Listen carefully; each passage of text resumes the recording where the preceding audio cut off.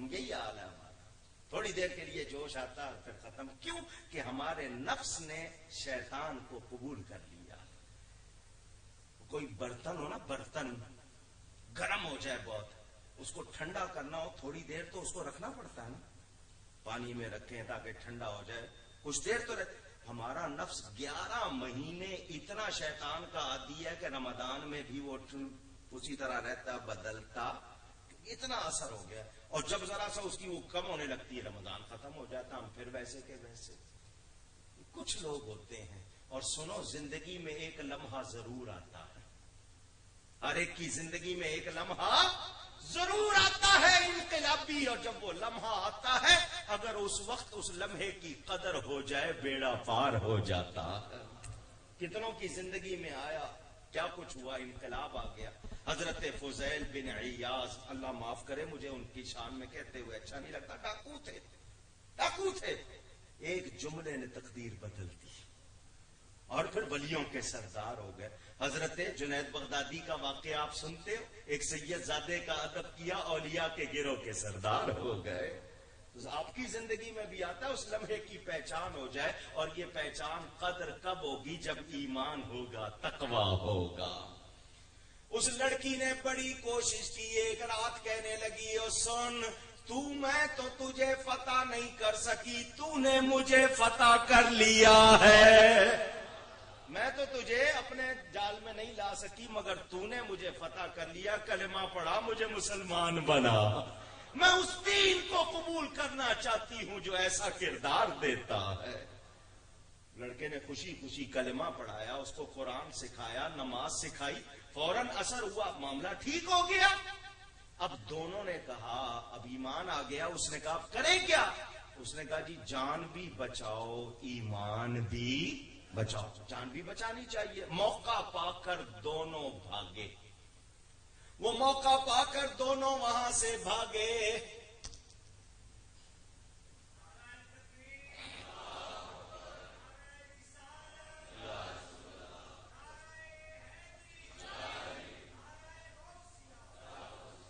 دونوں موقع پا کر بھاگے. رات میں دور نکل جائیں، بادشاہ کی سلطنت سے نکل جائیں، دن کے اجالے میں کہیں چھپ جائیں گے، رات کو سفر کریں گے. دونوں سفر کرتے ہوئے جا رہے ہیں. رات کا وقت، جنگل میں اچانک کسی طرف سے گھوڑے کی ٹاپوں کی آواز، جیسے کوئی لشکر آ رہا ہے. لڑکی نے کہا ہمارے بارے میں ضرور مخبری ہو گئی ہوگی، پتہ چل گیا ہوگا یہ فوج آ رہی ہے ہمیں پکڑنے. لڑکے نے کہا گھبرانے کی ضرورت نہیں، جب تک میں ہوں کوئی تیری طرف نگاہ بھی نہیں اٹھائے گا. رک گئے، بجائے بھاگنے کے دونوں رک گئے. اچانک وہ لوگ جو سواریوں کی آواز آ رہی تھی جب قریب آئے، بھائی نے دیکھا آنے والوں کے آگے دونوں جو سردار تھے، وہ دونوں بھائی جن کو تیل میں ڈالا گیا تھا، بڑے نورانی چمکتے ہوئے لباس میں، نورانی سواریوں پر ساتھ میں چمکتے ہوئے لوگ. بھائی میرے سامنے تمہیں تیل میں ڈالا گیا تھا، تم اس میں جل گئے، اور میں تمہیں دیکھ رہا ہوں تم زندہ ہو اور سوار ہو، اس طرح آئے ہو. بھائیوں نے کہا تجھے پتا تھا ہم نے کس کو پکارا تھا؟ ہم نے نبی پاک کو پکارا تھا. لوگوں کے سامنے تو ہم تیل میں گئے، ہم تو ان کی آغوش میں گئے تھے. ہمیں پتا بھی نہیں چلا کہ تیل کی گرمی کیا ہوتی ہے. ہم نے تو آنکھ کھولی تو ہم حضور کی آغوش میں تھے. ابھی ابھی حضور نے ہمیں بلایا تھا، ابھی ابھی بلایا، فرمایا تمہارے بھائی نے اس لڑکی کو مسلمان کر لیا ہے، دونوں جا رہے ہیں، ان کا اس طرح جانا درست نہیں، جاؤ ان کا نکاح پڑھا دو. ہم تو تیرا نکاح پڑھانے آئے ہیں. سمجھ آ رہی ہے بات؟ اونچی کیا سمجھے ہیں؟ تقویٰ. اگر آپ مضبوط ہوں، چٹان کی طرح اللہ پر بھروسہ کریں، تو پھر اللہ مدد کرتا ہے یا نہیں کرتا؟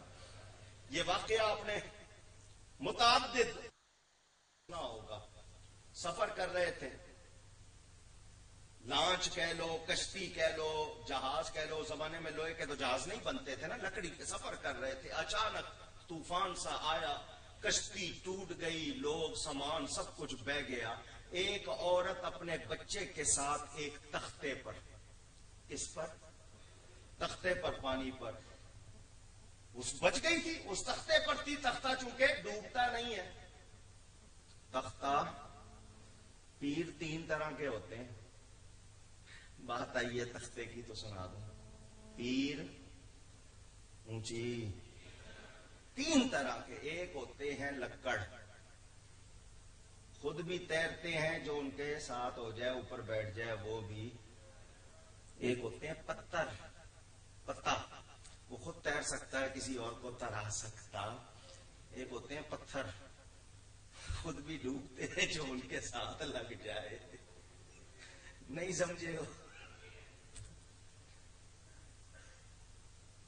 میرا موضوع نہیں ہے اولیاء کا، ورنہ اس حوالے سے بات کرتا. تو جب بھی کسی کا دامن پکڑو پہلے پہچانو ایمان والا ہے یا نہیں ہے، متقی ہے یا نہیں. اگر یہ دو نشانیاں نہیں تو ہوا میں اڑ کے بھی دکھا دیں، اس کا دامن نہ پکڑنا.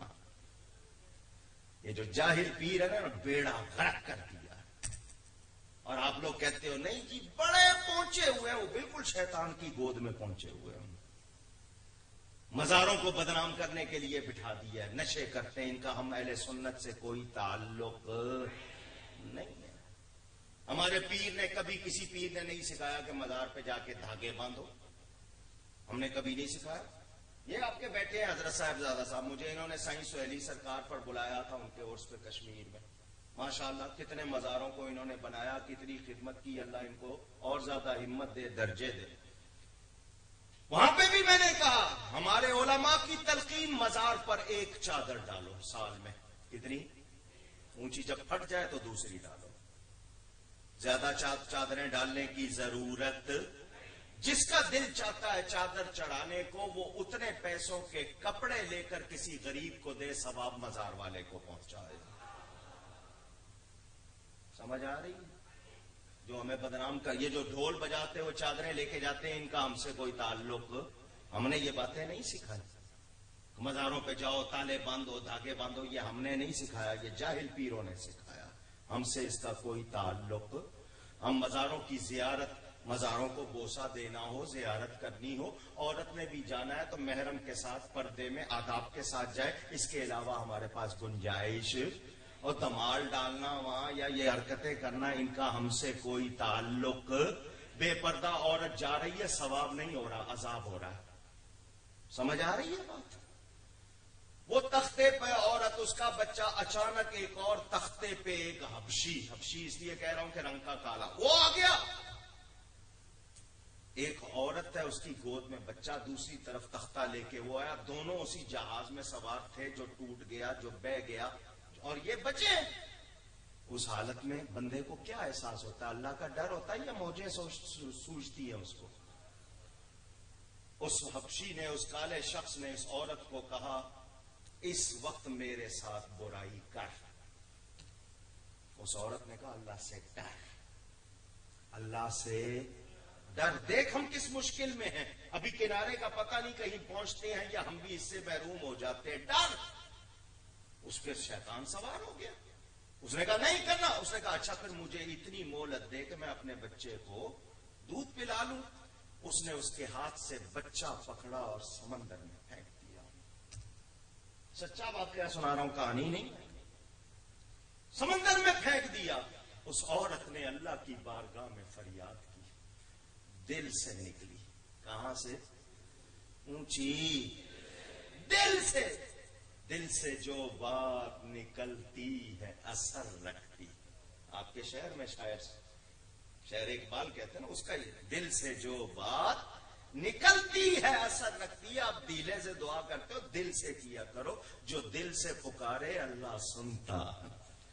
اس نے جب اللہ کو پکارا، اسی وقت ایک دریائی گھوڑا کہتے ہیں، کوئی عجیب سا جانور آیا اور اس نے اس کو پکڑ لیا، ہڑپ کر لیا. یہ عورت تیرتے تیرتے پہنچ گئی کنارے پہ. وہاں پر جو بھی تھا، چھوٹی سی خشکی کا جزیرہ کہہ لو، وہاں پر جان بچی، اتر گئی. وہاں پر اپنا کھانے کا انتظام، نہ پینے کا انتظام. اکیلی عورت، خوف سے کیا حال ہوگا. اگلے دن اس کو دور سے ایک جہاز نظر آیا، اس نے اپنا کپڑا ہلایا.